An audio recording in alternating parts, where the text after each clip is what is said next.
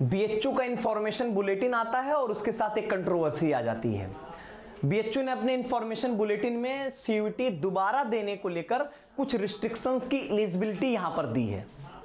अब इनमें क्या है कि कई सारी कंट्रोवर्सीज आ जाती हैं, कई सारे प्रश्न उठते हैं, तो इसको लेकर आज जो है वो हमने जो है वो यहां पर बीएचयू के सेंट्रल ऑफिस में जाकर ऑफिशियली इस चीज को लेकर क्लैरिफाई किया। ऋषभ सर आपके जो है वो गए थे बीएचयू के सेंट्रल ऑफिस में और फिर उन्होंने इसके रिगार्डिंग सारे क्वेश्चंस किए हैं, क्या क्लैरिटी है और क्या बातें हैं, सारी बातें मैं बताता हूं। सबसे पहले ये बता दूं जिन बच्चों को पता भी नहीं होगा कि बीएचयू की इस इंफॉर्मेशन बुलेटिन में कौन सी नई एलिजिबिलिटी क्राइटेरिया यहां पर दी गई है। इन्होंने ये बोला है कि जो बच्चे ऑलरेडी ग्रेजुएशन में होंगे, ठीक है, अगर आप ऑलरेडी ग्रेजुएशन कर रहे होगे, अगर आप सेकेंड सेमेस्टर के लिए मतलब सेकेंड सेमेस्टर में हो, सेकेंड सेमेस्टर का एग्जाम देने वाले होगे, तो उस केस में या सेकेंड सेमेस्टर के लिए आप एलिजिबल हो तो आप दोबारा सीयूटी नहीं दे सकते हो, या आप अगर सेकेंड ईयर में हो, ग्रेजुएशन के सेकेंड ईयर में, तो आप दोबारा सीयूटी नहीं दे सकते हैं। हाँ, एक चीज है कि मान लीजिए कि आप अपने फर्स्ट ईयर के सेकेंड सेमेस्टर में हैं और ऐसा हो जाए कि आप जो है वो किसी भी तरीके से नॉट एलिजिबल हो जाएं। नॉट एलिजिबल होने के कई तरीके हैं, जैसे कि मान लीजिए कि आपने एग्जामिनेशन फॉर्म नहीं भरा, आपकी अटेंडेंस शॉर्ट रही, कुछ वैसा रीजन हो गया और आप एग्जाम नहीं दे पाएंगे सेकेंड सेमेस्टर का ग्रेजुएशन वाला, तो आप यहां पर सीयूटी दे सकते हैं। अब यहां पर कई सारे प्रश्न उठते हैं। सबसे पहला प्रश्न, सर ये कहीं के भी ग्रेजुएशन के लिए है? इसका ऑफिशियल आंसर क्या मिलता है? नहीं, ये सिर्फ बीएचयू के लिए बोला गया है। मतलब 2024 में जिसने सीयूटी का एग्जाम दिया था और बीएचयू में एनरोल्ड हैं, ये सिर्फ उनके लिए है और बाकी कहीं के लिए नहीं। बाकी कहीं और आप ग्रेजुएशन कर रहे हो उससे कोई मतलब ही नहीं है। मतलब छोड़ दो, आप ये वीडियो यहीं पर छोड़ दो, ये समझ लो ये सारी एलिजिबिलिटी को आप क्रॉस कर दो, आपके लिए कुछ नहीं है इसमें। ठीक, पहली चीज, ये सिर्फ जो बीएचयू में एनरोल्ड बच्चे हैं उनके लिए यहां पर। अच्छा, इन्होंने ये भी एक बात बोला है कि सेम कोर्स के लिए आप एंट्रेंस टेस्ट सीयूटी दोबारा नहीं दे सकते हो। सेम कोर्स के लिए यहां पर इन्होंने रोका, यहां पर सेम कोर्स मतलब उसी सेम कोर्स में। अब इसके रिगार्डिंग जो है वो ये लिया गया कि क्या जैसे अगर कोई बच्चा बीएससी बायो में है, क्या वो बीएससी एग्रीकल्चर में जा सकता है?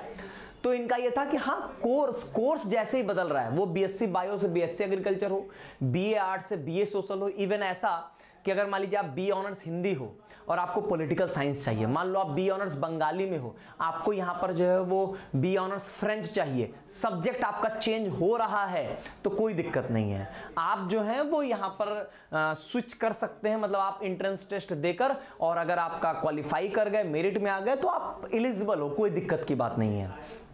लेकिन सेम सब्जेक्ट में अब यहां पर प्रश्न एक और उठा फिर कि मान लीजिए कि हम हिस्ट्री से ही हैं, बीए ऑनर्स हिस्ट्री के ही है और बीए ऑनर्स हिस्ट्री से हम हैं मान लीजिए एफिलिएटेड कॉलेज में और हमको मेन कैंपस में आना है, तो क्या आप कैंपस स्विच करने देंगे? सब्जेक्ट हम नहीं चेंज करेंगे। इन्होंने क्या बोला, आप सब्जेक्ट चेंज हो रहा है तो हम अलाउ कर रहे हैं और सिर्फ बीएचयू के लिए बातें हैं। इनकी तरफ से क्लैरिटी थी। जब ये प्रश्न उठता है तो इनकी तरफ से क्लैरिफिकेशन नहीं मिल पाया।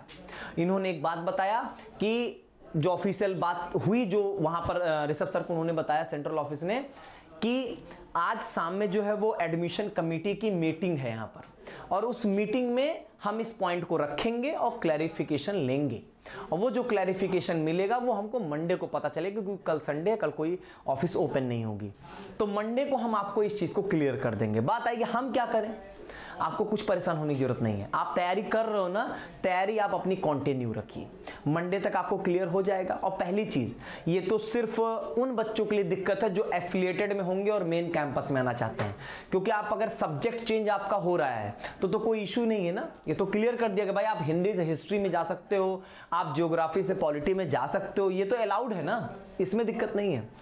प्रॉब्लम कहां पर है? प्रॉब्लम है कि अगर हम सेम सब्जेक्ट में बस केवल कैंपस चेंज करना चाह रहे हैं, प्रॉब्लम यहां पर है। इसका क्लैरिफिकेशन मंडे को आपको मिल जाएगा। लेकिन आपके मन में हो सकता है, मेरे जो मैं सोच रहा हूं, जितने प्रश्न मेरे मन में थे उसके अलावा कोई प्रश्न आपके मन में बन सकता है।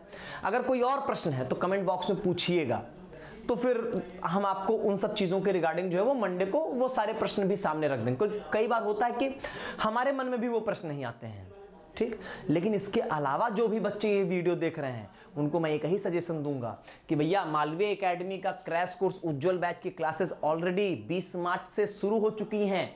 आप उन क्लासेस को अटेंड करिए, वो ज्यादा इंपॉर्टेंट है आपके लिए। आप पढ़ाई करिए, उस पर फोकस करिए।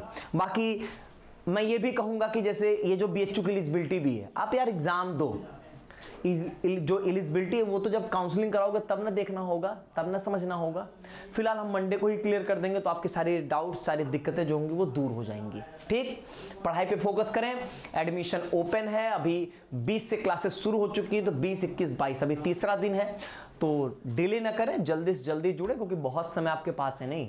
तो 40 दिन हम और आप मिलकर दिन रात एक करेंगे और खूब मेहनत करेंगे, ताकि हमारी तैयारी यहां पर बेहतरीन नहीं बेस्ट हो सके। ठीक है, चलिए आज के वीडियो में बस इतना ही। जैसे ही कोई अपडेट आएगी आप तक जरूर पहुंचेगी। बहुत बहुत धन्यवाद।